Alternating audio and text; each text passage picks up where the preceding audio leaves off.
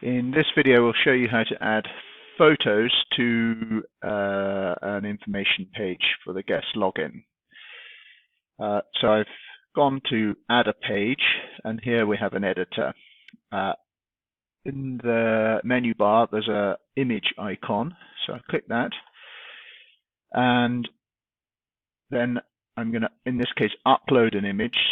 So I'm going to click Browse Server, and then any of your existing images are stored here and you can use them, or I can upload a new one. So I'm going to get my picture of a dog and upload. Now you can see it's uploaded, it's available to use.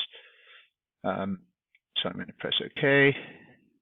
I could put some text, I can resize it, click OK, and now it's there in the editor and the page ready to be used.